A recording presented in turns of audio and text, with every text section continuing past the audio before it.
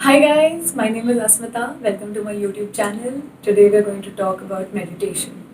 And I have been trying to get into the practice for the past 3.5 years and I couldn't do it properly or I couldn't be consistent with it. So this pandemic provided real opportunity for me to get into it and really understand what it is about. So before we move ahead, it's important to talk about intention. Your intention behind doing this practice. Why do you want to do it? Why does it attract you? What are you trying to gain from it? Do you want to be more kind to other people, more kind to yourself? Do you want to understand who you are, how you react to these stimulants of the outer world? Or just build focus and attention while you study? And especially for final year students like me who are going to give their universities in some time, it's very important. So, the principle behind meditation is very simple, to be aware of the mind. There are only two things in meditation, distraction and awareness. When you finally focus, when you bring all your thoughts to yourself, all your attention inwards, and you sit and focus, your mind gets distracted by the stimulants. It could be some truck moving down the road, someone doing something in the kitchen, or some random kid crying in the background, whatever. Your mind just needs to get out of it. It doesn't want to be silent because in our lives, with social media, with our phones, laptops, we're so busy. Our mind is stimulated all the time. So when we finally sit down or quiet down, it doesn't want to be quiet, it wants to run. And meditation as a practice teaches you to bring that mind back to your breath or back to the point of focus. It doesn't necessarily have to be your breath. Like in gazing meditation, it can be a tree where you keep your eyes open and you just look at the tree, how the tree is moving, how birds are chirping, how sunlight is filtering through the leaves, the gaps. Or it could be focusing on a flickering candle. You could just see how what is the movement, what is the color, how it moves with the air around it. Or you could just stare at a rock, notice its pattern, its granular markings, some imperfections. All you're doing is focusing on one thing and keeping out the distractions. So let's talk about a few problems that people experience with meditation. First is falling asleep. So there could be a few things behind it. That you're actually sleepy, you can get proper sleep last night, and now because you have sat down and it's quiet, it's comfortable, and you want to sleep.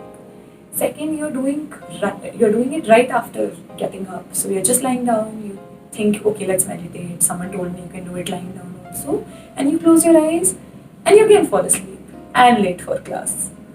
So that could happen. Or you're doing it after having a meal. So all your blood flow is directed to your bowel and you're bound to feel sleepy. So try to choose a time where you're alert, you're conscious, and then it doesn't matter if you do it sitting or lying down.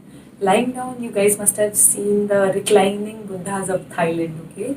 So they lie down, they're on the right side, their left hand is parallel to the body, and this right hand is on, you can Google it, reclining Buddhas. You can do it in that posture also. You can do it straight looking up also. If you can keep your eyes closed, you can keep your eyes open, it's up to you. The principle is awareness, distraction. The moment you notice yourself getting distracted, come back to the focus. Either be breath, tree, like I said, and then you get distracted again. Tell yourself, okay, I got distracted. Come back to the point of focus. With practice, the duration between distraction and awareness decrease. Meditation isn't going to change your life. It's just going to make you aware of who you are and how you react to others. It's basically, to put it simply, you're doing a job of an unbiased observer. You're standing, you're looking at yourself in third person. How you breathe, what kind of thoughts are coming into your head, and you're not judging those thoughts. They don't control you. They can be good, bad, they can make you anxious. So take note of those feelings, of this particular thought which is making you anxious, and just let it go. Come back to the breath. If I were to give you a physical example of it, it would be 1, 2, 3. Oh, that car is nice. Oh, 1, 2, 3, 4. I had to do some shopping. Oh, when should I go? I have to get all these things. Exams are coming. 1, 2, 3, 4, 5. Oh, what am I gonna have for dinner today? But I'm really not hungry. I should go out with friends. 1, 2, 3, 4. Why was she so rude to me? I should really talk to her about it. She had no right to make me furious. 1, 2, 3, 4. And just a short example of how meditation works. The 1, 2, 3, 4 were your breaths, or stone, or tree, whatever. And the thoughts that were coming into my head, I wasn't sitting down, oh, why did I have this thought? I have to go back and meditate. No. I suddenly noticed that I'm distracted. I again started counting from 1, 2, 3. So you can do it in your head also. Doesn't necessarily mean that you have to breathe with the pattern. You just count down and internally say 1, 2, 3, 4.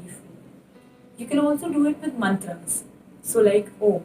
To give you an example, you can do this sitting or lying down, like I said before. Close your eyes. Take a few deep breaths. Now start chanting the mantra you have chosen for yourself.